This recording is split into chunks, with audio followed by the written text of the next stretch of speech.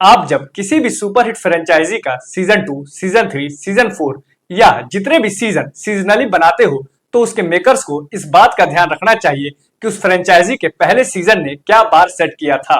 दोस्तों, आज बात करेंगे सुपरहिट पंचायत सीरीज के चौथे सीजन पर।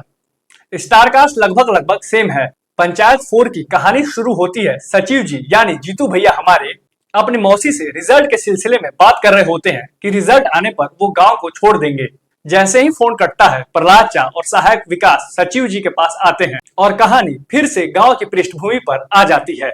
लेकिन इस बार कहानी अपने मूल रूप से भटकती हुई नजर आती है। भटकना तो तीसरे सीजन से ही शुरू हो गई थी। मैं ऐसा इसलिए कह रहा हूँ क्योंकि आप दर्शक लोग थोड़ा पहला और दूसरा सीजन याद करें, जिसका मुख्य पात्र सचिव जी थे और कहानी गढ़ी गई थी उनको सेंटर में रख के कि एक शहर का लड़का जिसका एम रहता है IIM से MBA करना, पर वो गांव फुलेरा में सचिव की नौकरी करने आ जाता है पंचायती विभाग में, क्योंकि हमारे देश में सरकारी नौकरी का क्या भौकाल है ये आप सभी को मालूम ही है। उसके बाद वो गांव में कैसे एडजस्ट करता है, क्या क्या परेशानियां होती हैं उसे उस गांव में, कैसे वो उन परेशानियों का निपटारा करता है। प्रधान जी, प्रहलाद चा और विकास उसको सपोर्ट करते हैं इन सब परेशानियों का समाधान करने में। पहले 2 सीजन के हर एपिसोड में यही दिखाया गया था, बहुत ही रोचक तरीके से। बनराकस से हल्की नोकझोंक, विनोद के साथ टॉयलेट सीट का बवाल, इन सारे सीन्स ने दर्शकों को अपनी तरफ खूब आकर्षित किया, क्योंकि उस समय की 90% जो वेब सीरीज आ रही थी उन सब में ड्रग्स, गाली गलौज और जबरदस्ती के सेक्स सीन भरे रहते थे। पर पंचायत ने एक अलग तरह का कंटेंट पेश किया दर्शकों के सामने। कोई हो हल्ला नहीं, कोई ज्यादा लाउड सीन नहीं, एकदम सिंपल, बहुत ही ठहराव के साथ खूबसूरती से। रघुवीर यादव जैसे लेजेंडरी एक्टर जिन्हें बॉलीवुड ने आज तक उन्हें उनका ड्यू नहीं दिया, नीना गुप्ता जैसी कमाल की अदाकारा, साथ में हमारे जीतू भैया यानी जितेंद्र कुमार जिनका कोटा फैक्ट्री के बाद क्रेज ही अलग लेवल पर था, साथ में कुछ थिएटर एक्टर्स जो बॉम्बे में स्ट्रगल कर रहे थे, दुर्गेश भाई हमारे, चंदन भाई हमारे, इन सब कलाकारों ने अपनी सादगी भरी परफॉर्मेंस से सीरीज में 4 चांद लगा दिए और अपने लिए एक नई पहचान भी बनाई। इसके बाद शुरू होती है वही फेमस चीज जिसे हम कहते हैं ट्रेंड, क्योंकि आजकल ट्रेंड ही फ्रेंड है। बस फिर क्या, बनाओ फ्रेंचाइजी, बनाओ सीजन पे सीजन, धर एपिसोड पे एपिसोड, भले कहानी भाड़ में जाए। हमारे यहाँ के मेकर्स को ऐसा लगता है कि आपने जब एक बार ऑडियंस बना ली तो उसके बाद कुछ भी ऑडियंस को दिखाओ वो देखेंगे जरूर, भले इस चक्कर में कहानी की ऐसी तैसी हो जाए। कुछ हद तक पंचायत 4 के साथ भी यही हुआ, क्योंकि पंचायत 4 की कहानी सचिव जी के कैरेक्टर से हटकर टिपिकल बॉलीवुड वाली बन गई। इलेक्शंस, प्रधान की इज्जत, विधायक सांसद के अचानक से जबरदस्ती वाले सीन्स। पहले 2 सीजन्स में सचिव जी और रिंकी जब भी मिलते थे तो दर्शकों में क्यूरियोसिटी रहती थी, यहाँ तक कि दर्शकों को सीजन 2 का इंतजार इसलिए था कि सीजन 2 में सचिव जी का विवाह रिंकी से होगा। लेकिन यहाँ राइटर और डायरेक्टर दोनों की तारीफ बनती है कि उन दोनों ने वही पका पकाया लव स्टोरी का फॉर्मूला इस्तेमाल ना करके कहानी को तरजीह दी। पर सीजन 4 में सचिव जी और रिंकी के सीन्स में एक तरह की प्रिडिक्टेबिलिटी आ गई है। जब दर्शक आसानी से प्रिडिक्ट करने लगे कि आगे क्या होने वाला है, तब समझ जाइए कि कहीं ना कहीं कहानी फीकी पड़ने लगी है।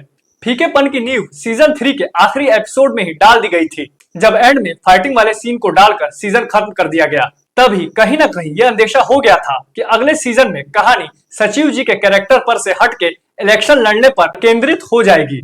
दिक्कत हमारे सिनेमा में यहीं पर आ जाती है कि हम लोग बार बार एक ही फॉर्मूले को बुनाने लगते हैं, जब तक दर्शक बोर होकर हाथ ना जोड़ ले कि अरे भाई बस कर। सिंपल सी बात है यार, एक गांव की कहानी को कितना स्ट्रेच करोगे, बिना मतलब के कहानी को अगर स्ट्रेच करोगे तो फिर उसका क्रीम खत्म हो जाएगा। इसीलिए जब कोई फिल्म या सीरीज अच्छी बन जाए तो उसे एक खूबसूरत एंड दे के खत्म कर देना चाहिए, ताकि वो एक क्लासिक के रूप में लोगों को याद रहे। नहीं तो बाद में दबंग और सिंघम वाला हाल हो जाता है कि लोग हाथ जोड़कर बोलते हैं कि अरे भाई जान बख्श दे।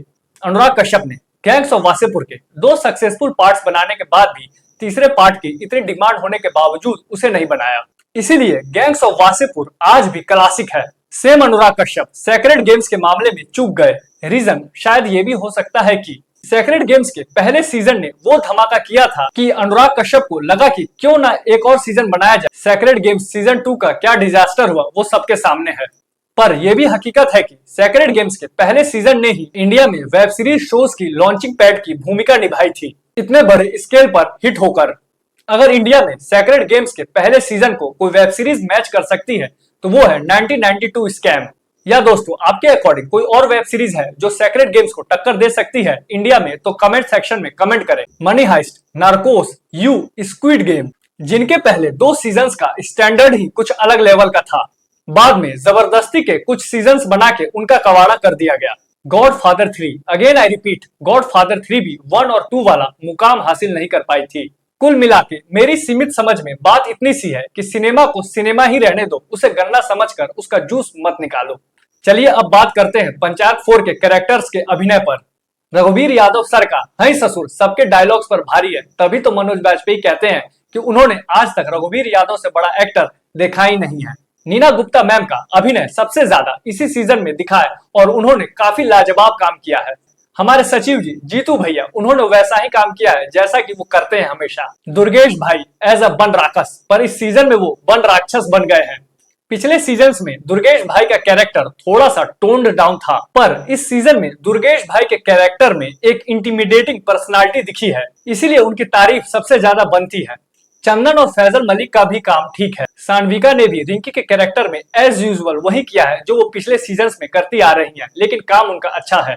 पंकज झा एज अ विधायक, वो तो है ही कमाल के एक्टर, अगर उनकी एक्टिंग रेंज देखनी है तो आप गुलाल देख सकते हैं। सुनीता राजवर फाइनली इतने दिन के स्ट्रगल और हार्डवर्क का रिवार्ड अब उन्हें मिल रहा है।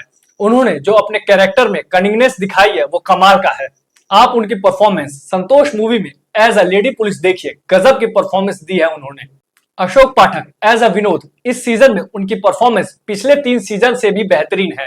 सांसद साहब का रोल स्वानंद किरकिरे ने क्यों किया है ये समझ से परे है, शायद अपने एक्टिंग के कीड़े को मिटाने के लिए। Ram Gopal Bajaj sir as a Rinki के नाना, उनके बारे में क्या ही कहा जाए।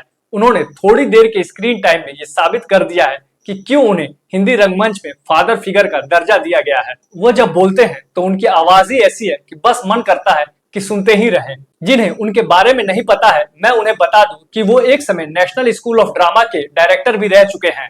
बहुत से दिग्गज अभिनेता जिन्हें आज हम स्क्रीन पर देखते हैं, उनके वो गुरु हैं। यदि उनके बारे में ज्यादा जानना है तो YouTube पे जाके गुफ्तगू फेम इरफान सर के साथ आप उनका इंटरव्यू देख सकते हैं। जब आप वो इंटरव्यू देखेंगे तो आपको लगेगा कि ये आदमी तो ज्ञान का सागर है। लास्ट में 2 रिकमेंडेशंस। एक तमिल मूवी है Mandela, starring by Gopi Babu, please watch. उसमें भी गांव की पॉलिटिक्स दिखाई गई है, पर एक अलग तरीके की, कि कैसे एक इंसान अपने एक वोट की कीमत से गांव का कायाकल्प करा देता है। बहुत ही मजेदार फिल्म है, आप लोग उसे जरूर देखें। दूसरी मूवी है Lunana a yak in the classroom, directed by Pawo Choyning Dorjee. ये एक भूटानी मूवी है, बहुत ही बेहतरीन मूवी है। पंचायत के पहले 2 सीजन्स इससे मिलते जुलते हैं, बस फर्क इतना है कि पंचायत में ट्रेंड एक्टर हैं और इसमें अनट्रेंड एक्टर हैं। लुनाना फिल्म में काम करने वाले जितने भी एक्टर्स थे, उस समय ना उन्होंने कोई फिल्म देखी थी और ना ही कभी एक्टिंग की थी। सबसे महत्वपूर्ण बात, ये फिल्म 2021 के ऑस्कर अवार्ड में नॉमिनेट हुई थी। मूवी के रिव्यू का लिंक डिस्क्रिप्शन बॉक्स में है, आप लोग चाहें तो जाकर उसे देख सकते हैं। बाकी वीडियो अच्छी लगी हो तो please like, comment, share and subscribe the channel. Thanks for watching.